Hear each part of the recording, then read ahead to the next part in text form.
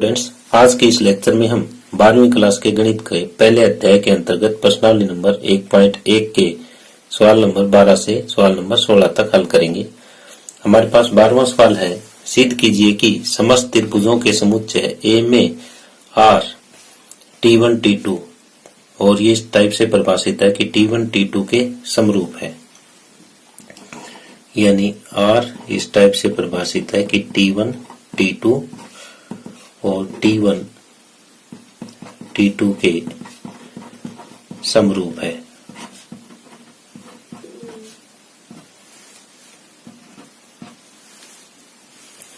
दोबारा परिभाषित संबंध आर एक तुल्यता संबंध है। तो इस संबंध को हमें यह दर्शाना है कि ये तुल्यता संबंध है, यानी समतुल्य, सममित और संक्रामक तीनों ही दिखाने हैं।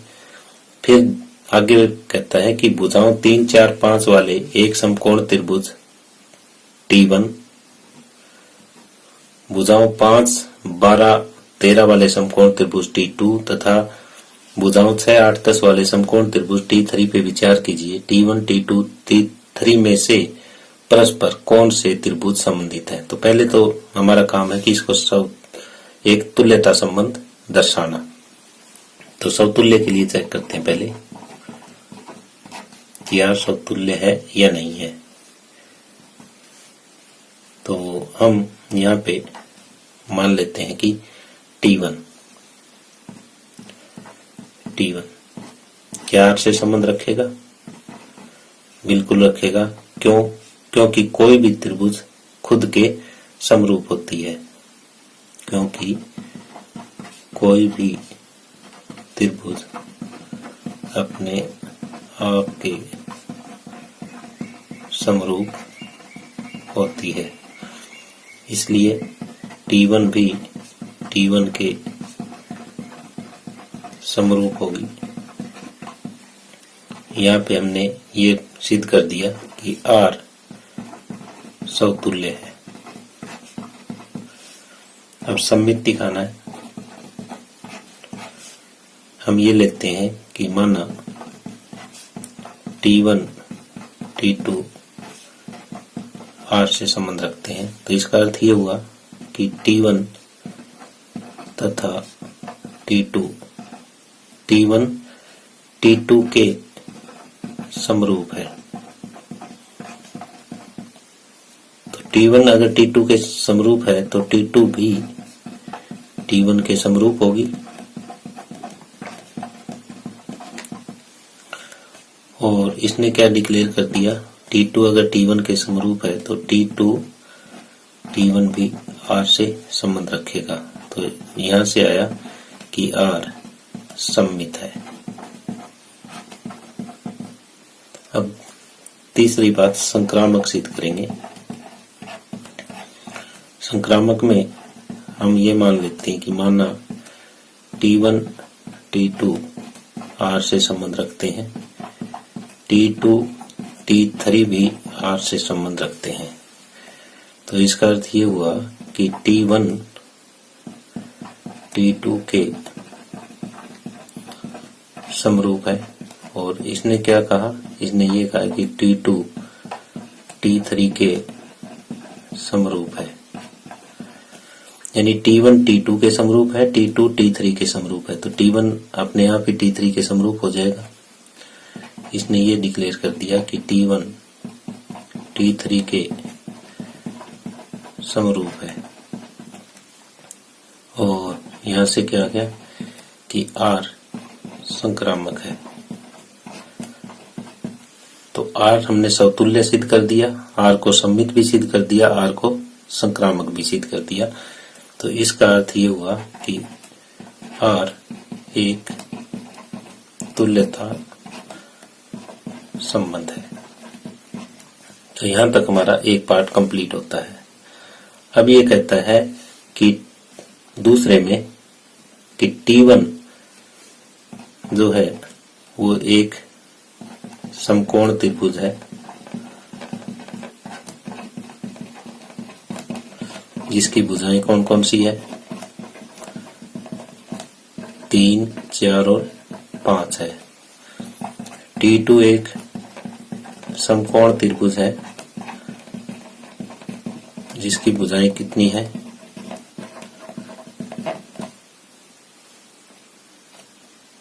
5, 12 और 13 है। और एक T3 एक समकोण त्रिभुज है जिसकी भुजाएं 6, 8 और 10 है। तो इनमें बताना है कि आपस में संबंधित कौन सी है, यानी समरूप त्रिभुजें कौन सी है। तो इनमें समरूप त्रिभुजों में संगत भुजाओं का अनुपात क्या होता है? बराबर होता है। तो यहाँ हम देखते हैं कि T1 और T3 हमें समरूप दिखाई दे रही है। क्यों? क्योंकि जैसे हम 3/6 करते हैं और 4/8 करते हैं, 5/10 संगत भुजाओं का अनुपात ज्ञात करते हैं तो वो क्या है? समान है। तो यहाँ T1 तथा T3 की संगत भुजाओं का अनुपात समान है। अगर ये अनुपात समान है तो इसका मतलब T1 तथा T3 यानी T1 T3 के समरूप है और T3 T1 के समरूप है। तो इसलिए T1 T3 से संबंधित है। बाकी हम देखते हैं कि इसका 5, 12, 13 के साथ भी 3, 4, 5 वाली समरूप नहीं बनती क्योंकि संगत भुजाओं का अनुपात बराबर नहीं है। इनका भी संगत जो पार्ट है, इनकी संगत भुजाओं का जो अनुपात है वो बराबर नहीं है। तो केवल T1 T3 से संबंधित है, बाकी संबंधित नहीं है। तो इस तरह से हमारा ये 12वां सवाल कंप्लीट होता है। आगे 13वां सवाल है, सिद्ध कीजिए कि समस्त बहुभुजों के समुच्चय A में R बराबर P1 P2 और यहाँ P1 तथा P2 की भुजाओं की संख्या समान है प्रकार से परिभाषित संबंध R एक तुल्यता संबंध है। तो हमें यहाँ पे क्या दिखाना है? R हमें एक संबंध स्थापित दिखा रखा है कि P1 और P2, यहाँ P1 और P2 क्या है? कोई दो बहुभुज है जिनकी संख्याएं समान है। P1 तथा P2 की भुजाओं की संख्या समान है, यानी A कोई समुच्चय ऐसा है जिसमें बहुत सारी बहुभुज है और हमें एक संबंध इस टाइप से स्थापित करना है P1 P2 की P1 और P2 की भुजाओं की संख्या समान है। तो सबसे पहले हम इसे तुल्यता संबंध सिद्ध करेंगे। तो तुल्यता संबंध के लिए समतुल्य चेक करते हैं पहले कि समतुल्य है या नहीं है। कि अब P1 R से संबंध रखेगा। क्यों रखेगा? क्योंकि P1 तथा P1 में भुजाओं की संख्या समान होती है।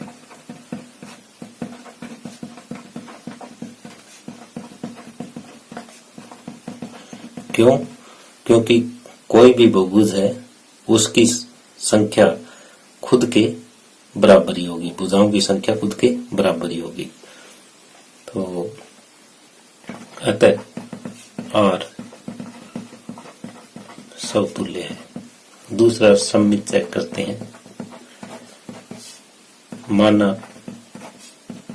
P1 P2 R से संबंध रखते हैं तो इसका अर्थ ये हुआ कि P1 तथा P2 की भुजाओं की संख्या समान है। तो P1 तथा P2 की भुजाओं की संख्या समान है तो इसका मतलब P2 तथा P1 की भुजाओं की संख्या भी समान होगी।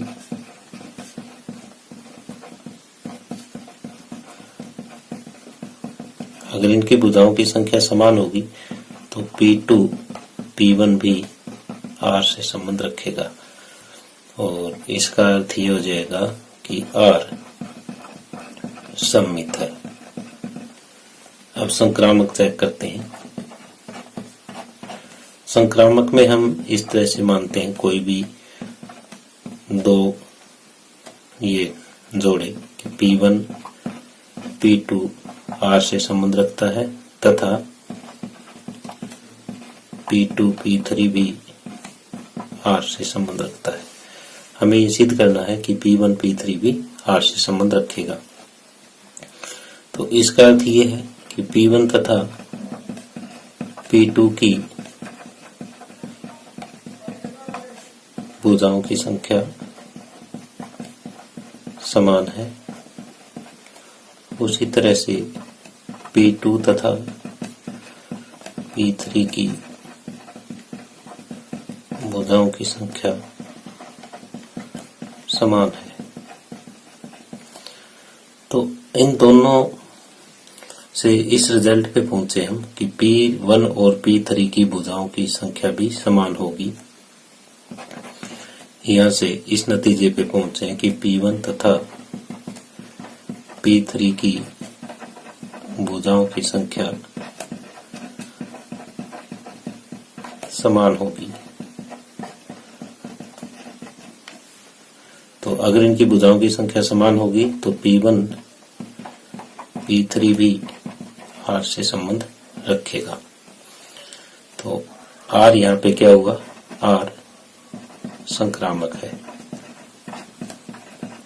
तो हमने R को समतुल्य दिखा दिया, सममित दिखा दिया और संक्रामक भी दिखा दिया।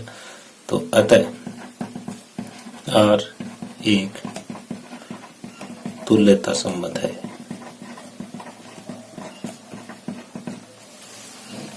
तो हमने इसका अभी तक एक पार्ट सोल्व किया है। अब आगे ये कहता है कि 3, 4, 5 लंबाई की भुजाओं वाले समकोण त्रिभुज से संबंधित समुच्चय A के सभी अवयवों का समुच्चय ज्ञात कीजिए।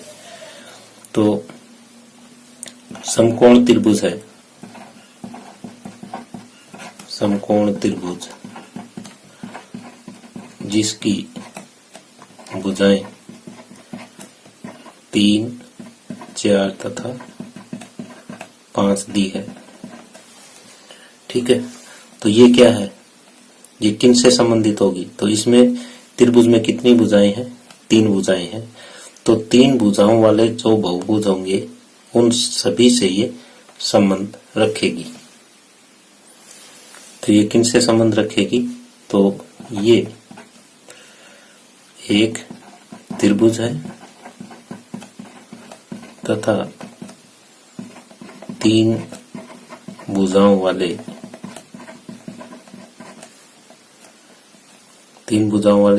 बहुभुजों से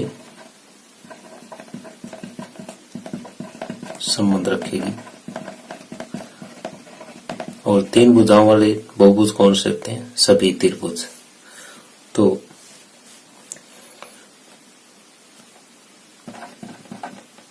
दिया गया त्रिभुज सभी त्रिभुजों से संबंध रखेगा जो कि समुच्चय A में होंगे।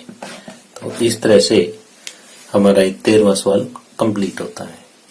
आगे 14वां सवाल है, मान लीजिए कि XY तल में स्थित समस्त रेखाओं का समुच्चय L है और L में R L1 L2 L1 समांतर है L2 के, ये कोई परिभाषित संबंध R है। सिद्ध कीजिए कि R एक तुल्यता संबंध है। यहाँ तक एक सवाल हुआ।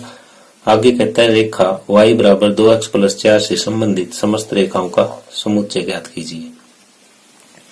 तो जो हमें R दिया हुआ है वो ये है कि L1 L2, यहाँ L1 L2 क्या है? L1 समांतर है L2 के। अब हमें इसे तुल्यता संबंध दर्शाना है। तो तुल्यता के लिए समतुल्य, सममित और संक्रामक तीनों दिखाने होंगे। तो सबसे पहले समतुल्य के यदि हम इसे सिद्ध करते हैं कि समतुल्य है या नहीं है। तो हम ये लेते हैं L1 L1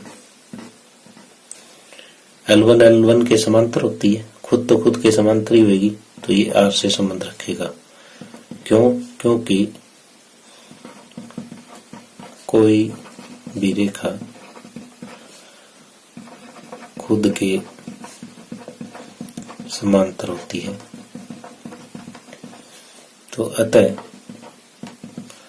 L1 भी L1 के समांतर होगी।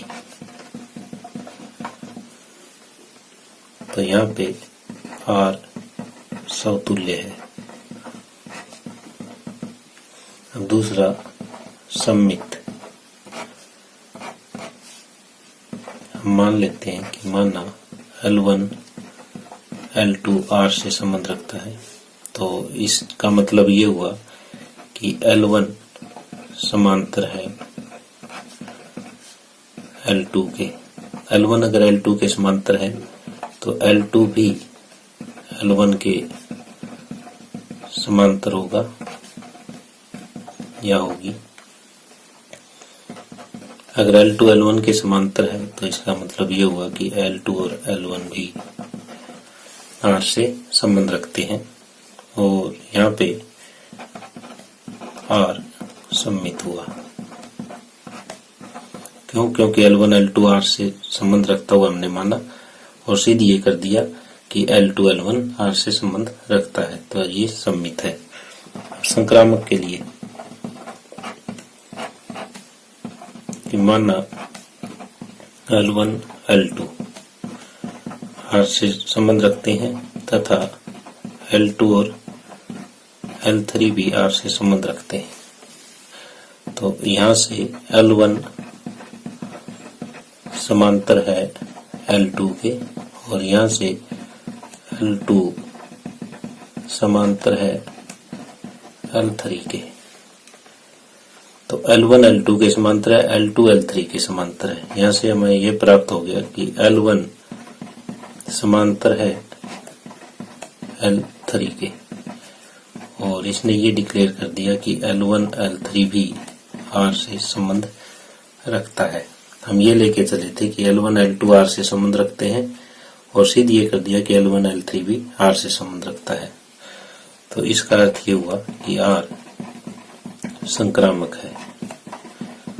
R समतुल्य भी है, सममित भी है और संक्रामक भी है। अतः R एक तुल्यता संबंध है। एक काम तो हो गया हमारा। अब ये कहता है कि रेखा y बराबर 2x + 4 से संबंधित समस्त रेखाओं का समुच्चय ज्ञात कीजिए। यानी इससे संबंधित कौन सी रेखाएं होंगी? जो इसके समांतर होगी। तो समांतर रेखाएं कौन सी होती है? जिनकी स्लोप आपस में बराबर हो, जिनका झुकाव बराबर हो। तो यहाँ पे इसकी स्लोप कितनी है? यहाँ पे स्लोप यानी इस रेखा का झुकाव यानी स्लोप कितनी है? 2 है। क्योंकि अगर y = mx + c कोई रेखा है तो m यहाँ पे स्लोप होती है, और इसको हम m से बनाते हैं कि m हमारे पास 2 है। तो अतः इस रेखा से संबंधित जो रेखाएं होगी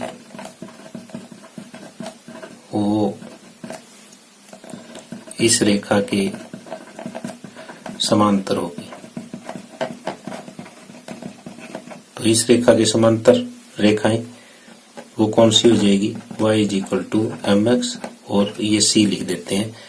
c की जगह कोई भी कांस्टेंट आ सकता है, 1 2 3 4 5, या फिर कोई भी वास्तविक संख्या आ सकती है। तो इस हिसाब से इस टाइप का जो समुच्चय बनेगा वो y = mx + c बनेगा, और यहाँ m के बराबर हमारा 2 है। m बराबर 2 है, तो y बराबर 2x प्लस c। इस टाइप की जो रेखाएं बनेगी, जो y बराबर 2x प्लस 4 से संबंधित होगी, वो y बराबर 2x प्लस c इन रेखाओं का समुच्चय होगा। c यहाँ पे कोई भी वास्तविक संख्या ली जा सकती है। तो इस तरह से सवाल नंबर 14 कंप्लीट होता है। 15वां सवाल है, मान लीजिए कि समुच्चय 1, 2, 3, 4 में r इस तरह से परिभाषित संबंध r है। निम्नलिखित में से सही उत्तर का चुनाव कीजिए कि इनमें से कौन सा है। तो हम पहले चेक करते हैं कि समतुल्य, सममित और संक्रामक इसके लिए। तो हमें ए दिया हुआ है कोई समुच्चय 1, 2, 3, 4 और इस पे आर संबंध परिभाषित है 1, 2, 2, 2, 1, 1, 4, 4, 1, 3, 3, 3 और 3, 2। ये परिभाषित हमारा संबंध है। अब हमें समतुल्य चेक करना है। पहले समतुल्य के लिए हमारे पास 1, 1 होना चाहिए, 2, 2 होना चाहिए, 3, 3 होना चाहिए और 4, 4। जो ए के चारों अवयव है वो आर से संबंध होने चाहिए। तो क्या यहाँ पे है? 1, 1 भी है, 2, 2 भी है, 3, 3 भी है, 4, 4 भी है। तो ये चारों सदस्य हमारे पास मौजूद है। तो इसका मतलब आर समतुल्य है। दूसरा सममित चेक करते हैं। सममित में ये देखें कि 1, 3 तो है हमारे पास, लेकिन 3, 1 नहीं है। यहाँ 1, 3 आर से संबंध रखता है, लेकिन 3, 1 आर में नहीं है। तो अतः आर सममित नहीं है। अब तीसरी बात, संक्रामक और देखते हैं है कि नहीं है। तो संक्रामक के लिए हम इस तरह से देखेंगे कि हम देख रहे हैं कि अगर ए बी अगर आर से बिलोंग करता है तथा बी सी बी आर से संबंध रखता है, किनके लिए? सभी A B C belongs to A के लिए। तो यहाँ पे जिस तरह से कोई एक हम लेके देखते हैं, 1, 3 और 3, 2। तो 1, 2 पे भी 1, 2 यहाँ होना चाहिए। तो इस तरह से जितने भी जोड़े चेक करते हैं, हम सभी के लिए ये सत्य होगा कि ए सी भी आर से संबंध रखे। तो अतः आर संक्रामक है। तो यहाँ पे समतुल्य है और संक्रामक है, लेकिन सममित नहीं है। तो हमारा उत्तर आ जाएगा बी भाग। अतः सही उत्तर बी है, क्योंकि इसमें 4 ऑप्शन दे रखे थे और हमें ये बताना था कि कौन सा सही है। तो सही उत्तर बी है। इस तरह से हमारा 15 नंबर सवाल कंप्लीट होता है। आगे 16वां सवाल है, मान लीजिए कि समुच्चय n में r इस टाइप से परिभाषित है। ए बी, ए जो है वो b-2 के बराबर है और b 6 से बड़ा है। द्वारा प्रदत्त संबंध आ रहा है। निम्न में से सही उत्तर चुनिए। 20 में से कौन सा आएगा, कौन सा नहीं आएगा। अब देखते हैं 2, 4 संबंध रखता है कि नहीं रखता। कि ए की जगह 2 लिखें और बी की जगह, अगर ए की जगह 2 लिखते हैं तो बी कितना आ जाएगा? b-2 और बी आ जाना चाहिए 4। लेकिन बी तो 6 से बड़ा है, तो इसलिए ये आर से संबंध नहीं रखेगा। क्यों? क्योंकि बी जो है 6 से बड़ा है और यहाँ बी 4 आया, तो इसलिए पहला पार्ट नहीं हो सकता। अब 3 8 चेक करते हैं कि क्या आर से संबंध रखता है। तो 3 बराबर बी माइनस 2, तो यहाँ बी के बराबर कितना आया 5, लेकिन बी तो 6 से बड़ा है, तो इसलिए ये भी संबंध नहीं रखेगा। अब तीसरा चेक करते हैं 6 8 के लिए कि ए की जगह 6 और यहाँ बी कितना हो जाएगा, तो बी हो जाएगा 8, तो ये बिल्कुल सही है। तो अतः सही उत्तर सी हो जाएगा, सी होगा। डी के लिए भी आप चेक कर सकते हो, तो सही उत्तर हमारा सी होगा। इस तरह से ये प्रश्न नंबर 16 कंप्लीट होता है और इसी के साथ ही हमारी एक्सरसाइज 1.1 भी कंप्लीट होती है।